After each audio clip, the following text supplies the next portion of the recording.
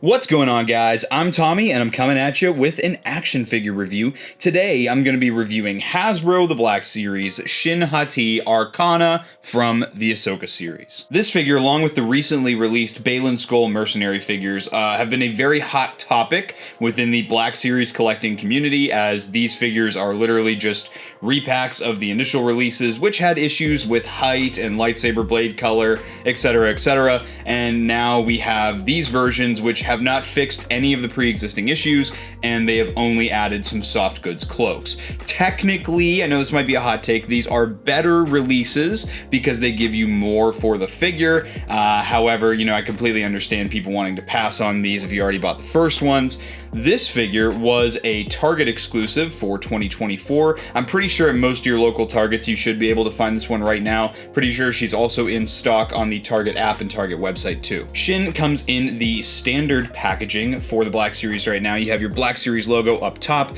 big plastic window showing you the figure and its accessory. You have in vertical text the character's name, as well as she is number 14 in the Ahsoka subline. Down below the plastic window you have the Ahsoka series in that nice pale blue color, and then down here you got some logos.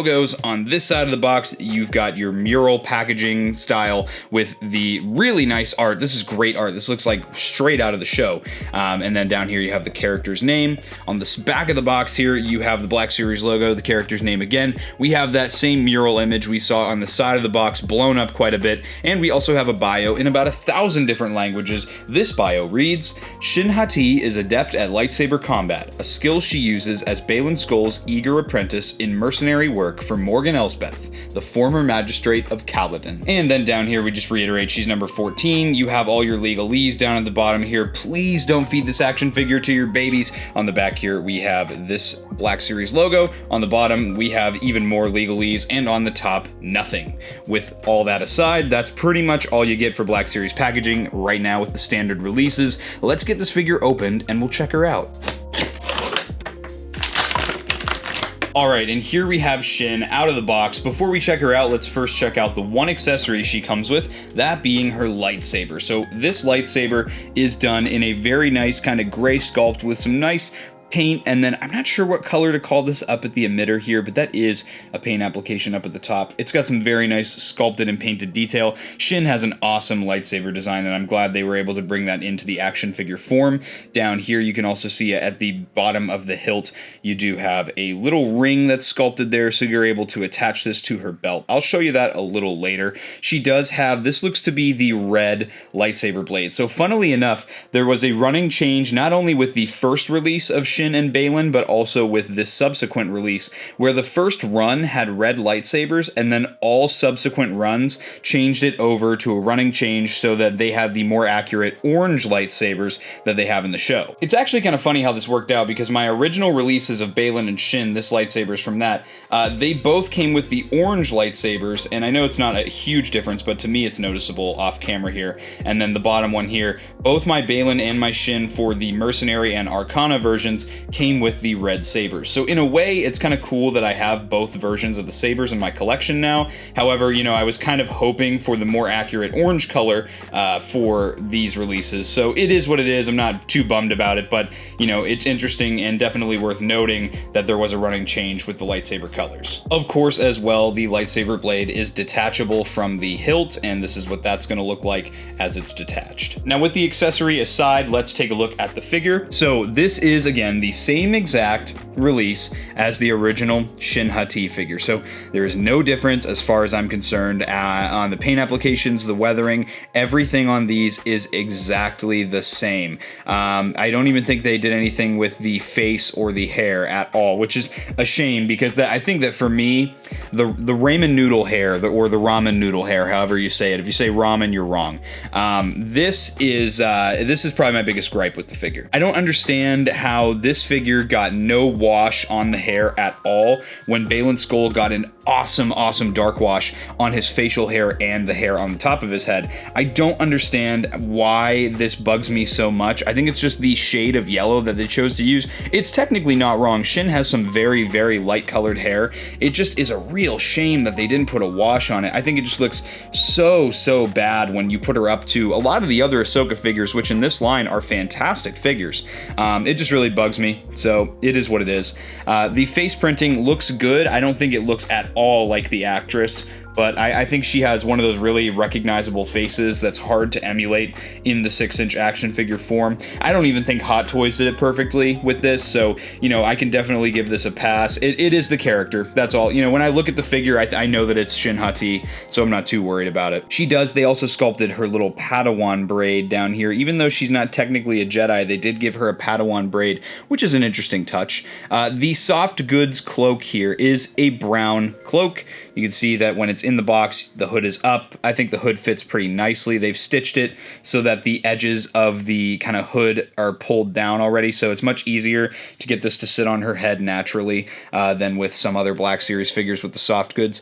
These do not have sleeves either, which is actually really nice, because then when you want to pull that cloak off, it's very easy to just pull it up and over her head, and now you have your Shin Hati figure. So taking a look at Shin, I mean, they've done a pretty good job with the figure here. They've done a lot of paint applications. You have a nice wash. This actually looks like dot matrix weathering over a lot of the armor pieces here. And again, I don't even notice that it's dot matrix until I look at it really closely. It catches the light very nicely, all the silver. I love the extra paint applications they gave to the gauntlet on her right arm here, and on her left arm too. It's good. I like all the armor bits, look very weathered. They're done very well. I do kind of wish that wash would have translated over to the main body sculpt and all of the cloth pieces, which are hard plastic, which again, I'm not a huge fan of that, just because when things drape like this, you know, I get it with the layers, you want it to, you know, be one piece as opposed to multiple layers of soft goods, but it just makes it difficult to pose the figure and have it look good, because it just looks kind of ridiculous when you're posing it around. We'll get into some posing later, see what I think, but you know, it is what it is. Down underneath the skirt piece here, you do have more weathering on the armor, both on the knee armor and on the shin armor.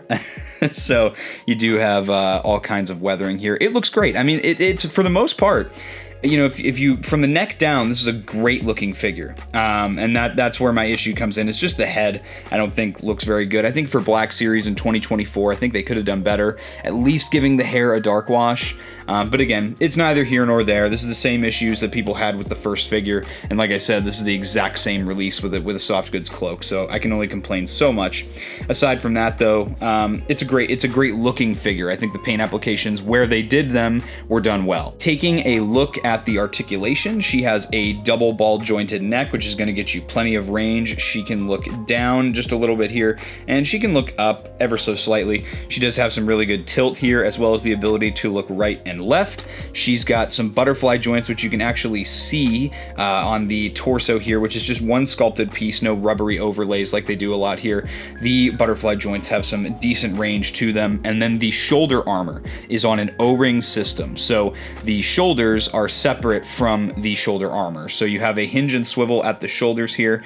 You can bring those shoulders up to actually a little bit past that 90-degree mark, which is great, and then of course they do swivel a full 360 degrees. Of course, with most of my reviews, I recommend swiveling the shoulder armor with the shoulders, just because they can kind of get caught and get stuck, and then they're going to stress and maybe rip. So if you want to do a full 360-degree swivel, you might want to keep the shoulder armor with the rest of the arm. She has some deep cut single jointed elbows, which gets you past that 90-degree mark, which is awesome for the Black Series right now, as well as a swivel at the top of the elbow. At the wrist, she does have a hinge and swivel, so both of the wrists do swivel, and then in the right wrist, she does have a vertical hinge, and then another vertical hinge at the left wrist as well. She's got a ball joint at the midsection here, which has some pretty decent range for a lightsaber wielding character.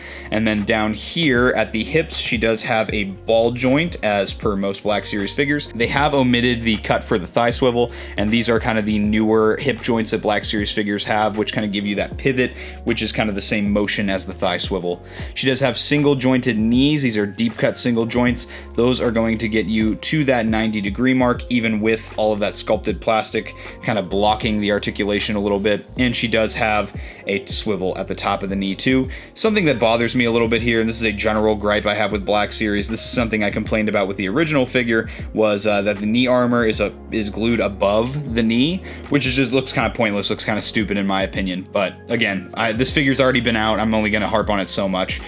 Down here at the ankles, you have a forward-facing pin for rocker, as well as a hinge, which isn't going to get you really any forward, and it's going to get you just a little bit of back. All in all, it's pretty standard articulation for 2024, you know, pretty much what you should be expecting from Black Series for 2024. Let's get her lightsaber posed with her, and then we'll get her in a couple poses. So the lightsaber, like I mentioned, you do have a hook on the left side of the front of the belt here, and you just kind of put the little loop on the end of the lightsaber through that. It sits on there very nicely, and I like that it's kind of loose so that gravity kind of does its thing, and it actually passes the shake test. It's not going to fall off. It's a nice secure connection, and you can pull it off very easily as well. You don't have to worry about ripping the little D-ring at the end of the lightsaber hilt there. Putting the lightsaber back into the hilt, there are little indentations for the pieces that kind of jut out at the top of the emitter, so there is technically a right way to connect it. Getting the lightsaber into the right hand here, I definitely recommend kind of pushing from the top of the hand down, because this lightsaber hilt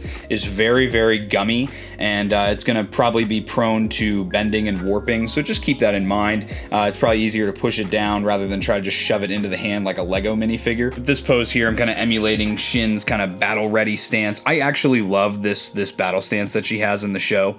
It's a really cool kind of unique pose where she kind of juts one arm back and she's got the lightsaber kind of ready to do a cross swing. I actually really like this pose. And I actually had my original Shin figure posed like this on the shelf for a long time because I thought it was such a cool and unique battle pose. Because of those awesome butterfly joints, you can very, very easily get Shin into a two-handed lightsaber holding pose. This is kind of what I was talking about earlier with these sculpted plastic pieces. I feel like with the soft goods approach, you can kind of get a better look for this. However, I do understand on Hasbro's end, it's got multiple layers down at the bottom, so I understand going with the sculpted plastic and just painting it up rather than trying to do multiple layers of different colored soft goods. But again, great pose, and the figure is not bad. There's just aesthetic issues I have with the figure, but as an action figure, it's still a great figure. We'll get her soft goods cloak back on here again. Just make sure you get that kind of stitched piece below all the hair and all the Padawan braid and everything, or that might cause you some issues with getting it to sit nicely. But other than that, I really actually, the fact that it doesn't have sleeves makes it a lot easier for me to lay everything. I do actually prefer this look over these sleeved Jedi robes, to be honest with you. And honestly, I kind of like this version more because you can use that cloak to kind of hide some of the not so great looking hair, you know, the unwashed hair, so you know you can get some good posing out of her still. So in that way, the cloak honestly does this figure some justice. And you can of course get Shin into a one-legged kind of action pose here. She's running forward maybe a little bit to go strike on Sabine in one of their battles that they have throughout the series. Great, again, it's got great center of gravity, it's got great articulation for the Black Series in 2024. Again, just those aesthetic issues that I have with the figure, you know, which again, I like that the cloak does cover up that hair. That does help me a lot with this figure. And just again, for comparison's sake, here is the Shin Arcana on the right here next to the original Shin Hati release. And you can see it's literally the same figure head to toe. Nothing was changed from one figure to the other. It's the same figure with a soft goods cloak. And here is Shin with the Balin Skull Mercenary figure. As a pair, these guys look awesome. And as you can see with a little bit of forced perspective, as long as I put Shin in a little bit more of a crouched pose, Balin Small doesn't look so small anymore, and these guys actually look great as a pair. I loved that opening scene of Ahsoka where these guys just show up and wreak havoc on the New Republic ship and free Morgan Elsbeth. This was a great scene, really pulled me into the show, and these characters are some of my favorites from that series. So honestly, I'm really happy with both of these as a pair, and getting both of them makes me feel much more satisfied. So with all that said, you know, if you don't already have Shin Hati and you want a Shin Hati for your collection, this is technically the better of of the releases because of the soft goods. If you want the orange saber over the red saber, I'd recommend going to your physical target locations and trying to find one that has the orange saber so you can get the running change. Other than that, you know, this is probably a pass for most Black Series collectors, and I understand. It's got a lot of issues that they did not fix aesthetically with the figure. Aside from that, though, it is still a good action figure, and if you want the character representation on your shelf, this is probably the one to get. With that said, guys, I hope you enjoyed this review. If you did and you're not yet subscribed, subscribe to Blitz Transmissions. I've got awesome Star Wars content coming out all the time. Make sure to check out my social media, all of which is linked in the description below. That's going to be all for this review, guys. I'll catch you for the next one, and may the Force be with you.